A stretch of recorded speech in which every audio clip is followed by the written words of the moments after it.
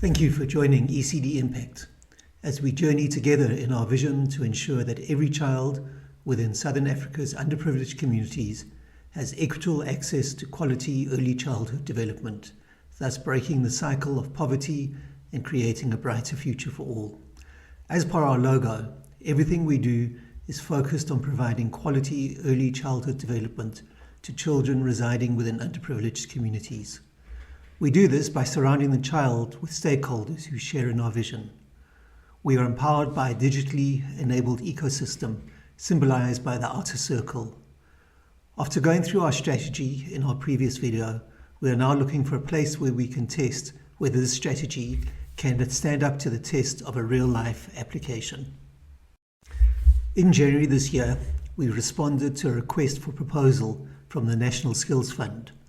Whilst their initiative was labelled the Rural Skills Development Programme, the stated purpose of the tender expanded the scope of their beneficiaries to include peri-urban communities. We have submitted a proposal to upskill 300 unemployed young ladies within the peri-urban township of Mohlakeng with a SAQA Level 4 ECD Practitioner or teacher course.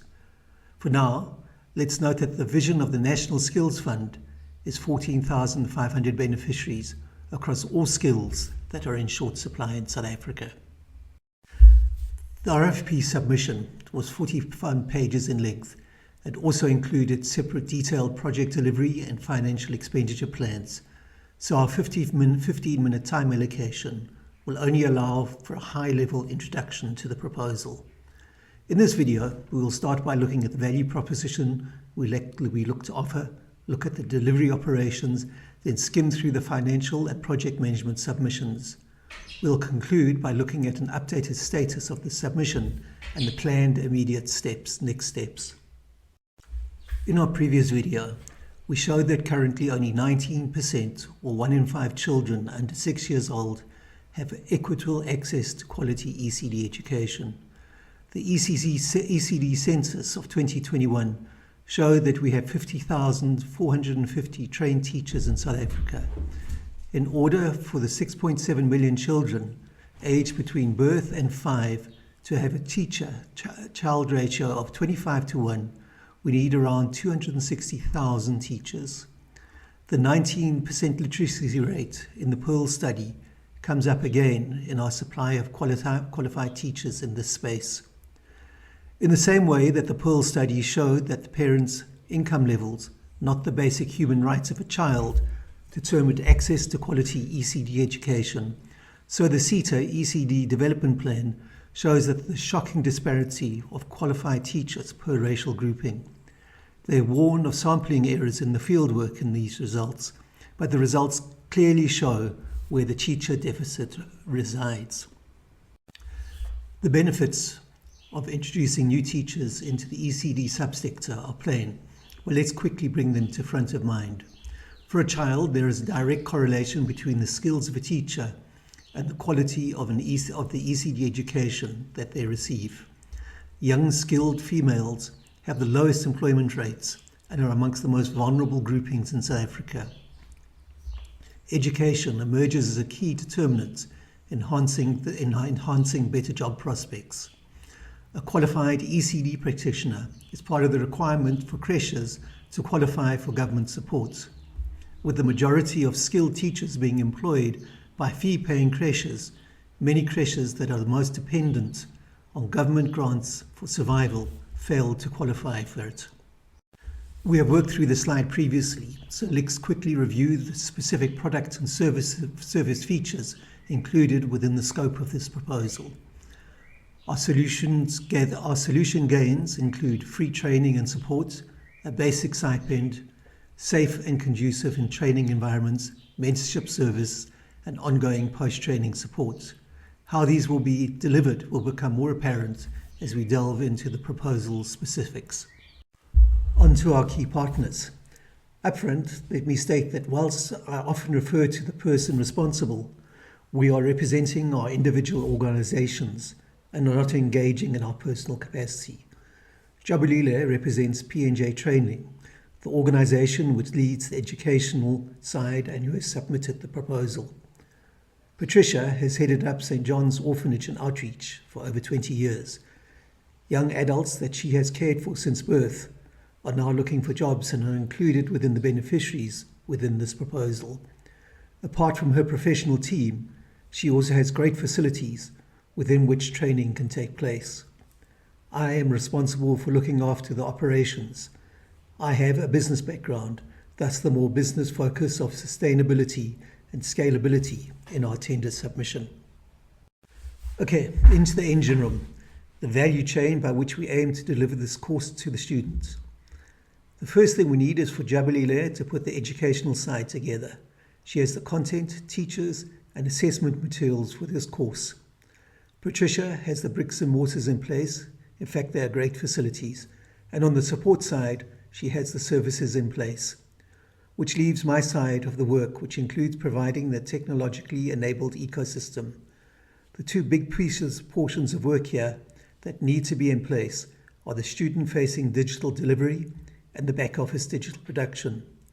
Given the importance of technology on ECD impact strategy, let's take a slightly more detailed look at how they work in this project.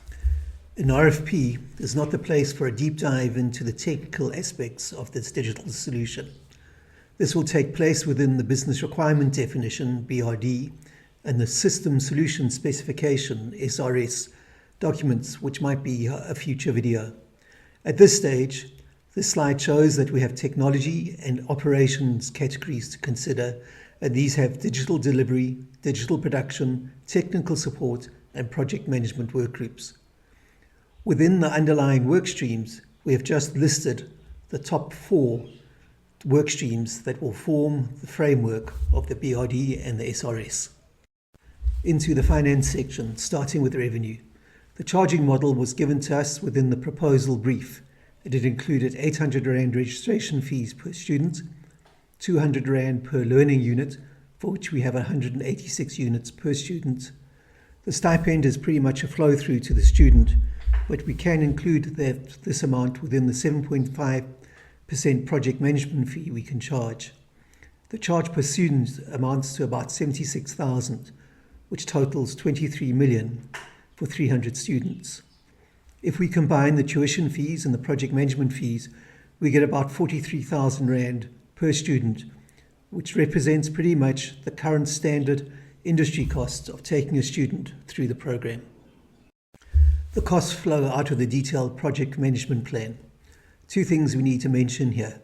Firstly, the total budgeted costs of 21.5 million leaves us with only 1.2 million or 5.5% profit. Given the amount of unknowns, this is very lean, but we are able to fully amortize the costs of the digital course, which will be a valuable asset we can use multiple times again.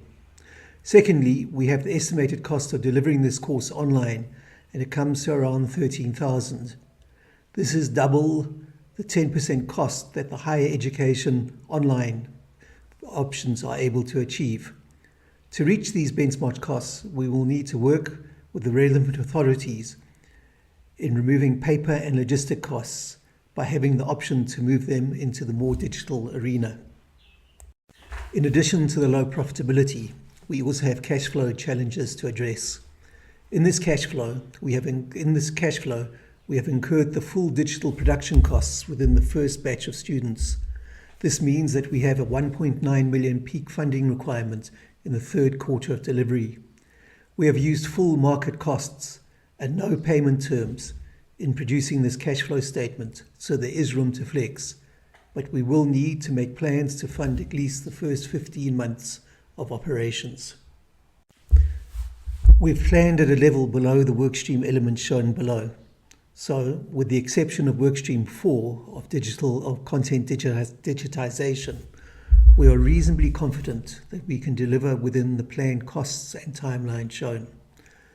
2 things worth highlighting here. Workstream 7, internal control, is where impact measurement and management resides, and workstream 8 is where we include the career and alumni support included within the proposition and our product planning. In this Microsoft project planning schedule, one can see that there are 6 batches of 50 students. Within batch 1, we have zoomed into the 7 units within this course. Within the first learning unit, we have zoomed into the 4 deliverables: the theory, practical working experience, student assignments, and external assessments. The practical workplace needs to take place within a creche, and the assignments and assessments are the costly manual functions we have referred to within the costing section. The proposal also required objectively verifiable indicators per workstream. Below are the indicators for the first 4 work streams. So we have a very good start into the metrics definition and data collection components of the impact measurement and management enabler, so critical to the impact revolution. The RFP was first posted online on the 4th of December 2023, and a summary of the non-compulsory briefing session was distributed later that month. The cut-off date for the submission was 2 p.m. on the 31st of January this year. The good news is that we met the deadline and we were able to meet all the criteria set out within the application template. Since then, we have received no feedback. We are in contact with other entities that also submitted a proposal, and they are in the same boat.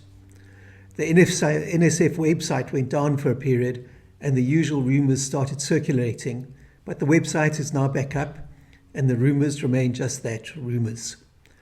The NSF did say that the evaluation process was going to take 6 months, so all we can really do is just wait. There are, however, 2 complications that have arisen since the proposal was submitted. The first potential issue is that of the courses listed within the national list of occupations in high demand. Although not specifically mentioned in the RFP, it is general practice that upskilling should take place within the SAQA prioritized training requirements. The 2020 to 2021 skills plan did recommend that both Level 4 and Level 5 courses be included in the list of high demand courses. However, with ECD moving from the Department of Social Services to the Department of Basic Education, there have been murmurings that a Level 5 certificate will become the base requirement. In the National List of Occupations in High Demand, published in the Government Gazette on April the 16th this year, only Level 5 was shown. We have not been able to obtain any clarification on if or how this will impact on the proposals already submitted. The next challenge we face is that a new ECD Practitioner training course was released and approved in July this year. The sector was aware that the last date of enrolment on the old course was end June 2024, but the recommendation was still to use it within the proposal, and then the new course code could be included when it became available. The issue with it is that the base credits on the old course was 140, whilst the new course it's only 131. This reduction in revenue earned is more than our budgeted profits. To complicate issues even further, the old course included the option for a high profit Level 5 specialization course, which earns another 45 credits. This option is not included within the Level 4 scope, and it is unclear if we can include it as a standalone extra within the proposal. This means that the potential learning units per student could drop by 54 units, amounting to 3.2 million rand revenue reduction for the 300 students. The SWOT analysis shown here is both encouraging and frightening. Whilst it is clear that the project delivery is not a slam dunk and the commercial aspects are marginal, what we are doing here is allowing us to have a break-even opportunity at a place where we can demonstrate delivery capability and, as importantly, a place to learn and gain valuable industry contacts. We need to be aware of and manage the risks, but we cannot allow ourselves to become intimidated by them. Whether or not the proposal comes to fruition, the required next step or the element on the critical path remains the digital production of Module 1. This is our task for August, and updates on this will be the content of our next video. Thank you for investing your time and attention in this video. Please consider sharing your insights and seeing where you can join us in the delivery of this vision. I am Nicholas Hall, the Impact Pioneer for ECD Impact, and I look forward to joining you again in our next video.